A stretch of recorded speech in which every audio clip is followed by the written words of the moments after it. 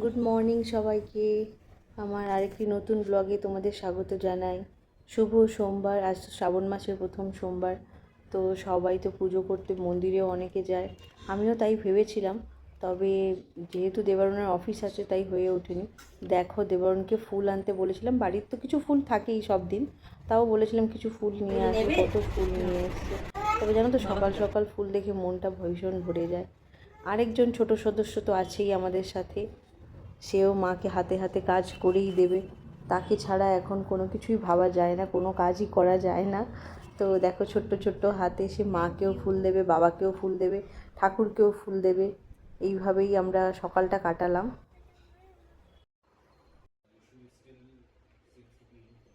তো ভেবেছিলাম শাড়ি পরবো, দুটো শাড়িও বের করেছিলাম। তারপরে আদু এত কান্নাকাটি করেছে, তো বললাম না ঠিক আছে, আবার চুড়িদার পরে। যাই হোক, পুজো দেওয়াটা আমার কাছে মেন ছিল, তো তাড়াতাড়ি করে ওকে খাইয়ে আমি পুজো দিতে শুরু করলাম। পুজো দিয়ে একটু শান্তি পেলাম যে পুজোটাও ভালো মতন করতে পেরেছি। আর আদুও একটুখানি আমার সাথেই ছিল, তো কান্নাকাটিটা বন্ধ হয়েছে। যা বুঝলাম, এখন বাচ্চাকে নিয়ে কোনো কিছুই শাড়ি পরা বা এইসব করতে, যেদিন করতে পারবো সেদিনই ভাববো যে সেই দিনটা আমার লাকি, যেদিন পারবো না ইটস ওকে, এরকম। সকাল সকাল পুজো দিয়ে নিলে মনটা খুব পজিটিভ লাগে, খুব এনার্জেটিক নিজেকেও ফিল হয়, তাই না? আর তোমরা কিন্তু জানিও পুজোটা কেমন করলাম বা তোমাদের কেমন লাগলো। নিজের মতো করেই করি সব সময়, কোনো নিয়ম এতটা জানি না, যতটা পারি মাকে জিজ্ঞেস করি, আর বাকিটা নিজের ইচ্ছে মতন করি, নিজের মনের শান্তির জন্য করি। আর ভগবানও জানেন, বারবার ভগবানকে বলি ঠাকুর ক্ষমা করো যদি কোনো ভুল ত্রুটি হয়। নিজের মতো করে করার চেষ্টা করি। তবে হ্যাঁ, কিছু ভুল হলে সেটাকে শুধরে নেওয়ার চেষ্টা করি, সবার থেকে জানার চেষ্টা করি কিভাবে কি হয়, অনেক কিছুই এখনও জানা বাকি। আজকের মতন এইটুকুই, বাকি দেখা হবে নেক্সট ব্লগে। টাটা, ভালো থেকো তোমরা। দেখো, সকালবেলাতে পুজো হয়ে গেল। পুজো হওয়ার পরে ব্রেকফাস্টে বানিয়েছিলাম প্লেন ধোসা আর চাটনি।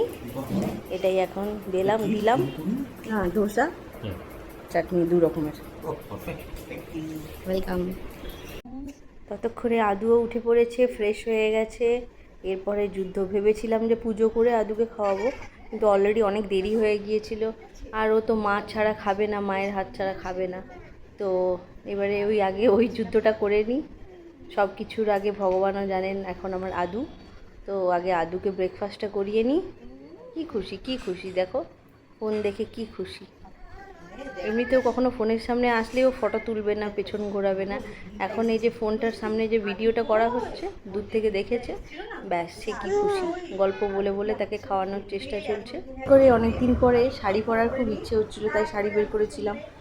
কিন্তু আদু এমন কান্নাকাটি করলো, আর তার উপরে পুজো করতে গিয়ে হাতেও লেগে গেছে দেখো। তো শাড়ি খুলে নর্মাল কুর্তি পরে পুজো করলাম আর কি। লাঞ্চে বানিয়েছিলাম ডাল, সাদা ভাত, দই বেগুন আর কাঁকরোল ভাজা।